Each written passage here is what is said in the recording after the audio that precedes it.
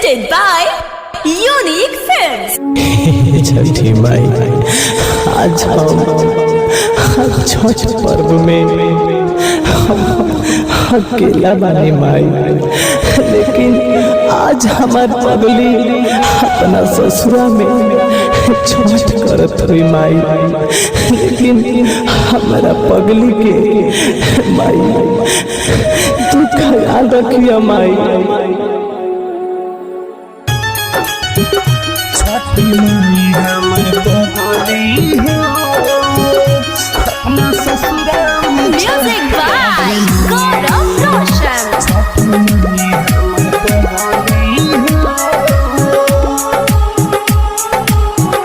छठी माई हमर पगली हो अपना ससुरा में छठ करेले।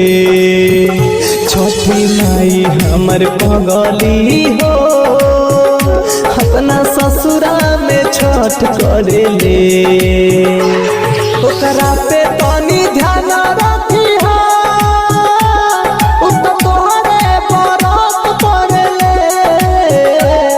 ओकरा पे तनी ध्यान रखिहा, उ तो तोहरे बरत पड़ेले। छठी माई हमर पगली हो अपना ससुरा में छठ करेले। छठी माई हमर पगली हो छठी माई हमर पगली हो अपना ससुरा में छठ करेले। छठी माई हमर पगली हो साड़ी पियरी पहिर मन कटे अधीर, कुछ मांगे ले तुमसे चरनिया में गिर। साड़ी पियरी पहिर मन कटे अधीर, कुछ मांगे ले तुमसे चरनिया में गिर। हलता के लाले पताई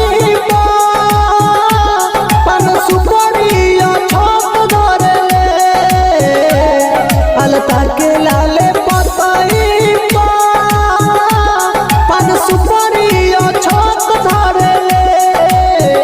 छठी माई हमर पगली हो अपना ससुरा में छठ करेले। छठी माई हमर पगली हो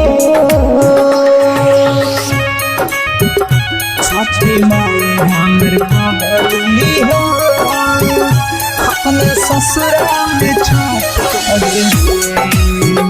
छठी माई हमर पगली हो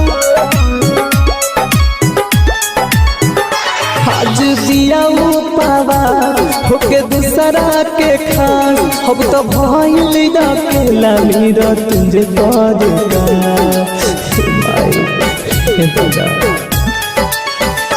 आज दिया उपवास होके दूसरा के खास, अब तो भइल अकेला मेरा तुझे पड़ेगा। अब तो भले वो दूरा बिया हमसे बाकी हमारे से हट पड़ेले। भले वो दूरा बिया हमसे बाकी हमारे से हट पड़ेले। छठी माई हमर पगली हो अपना ससुरा में छठ करेले।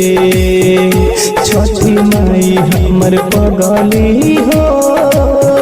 Digital recording studio Chhapra.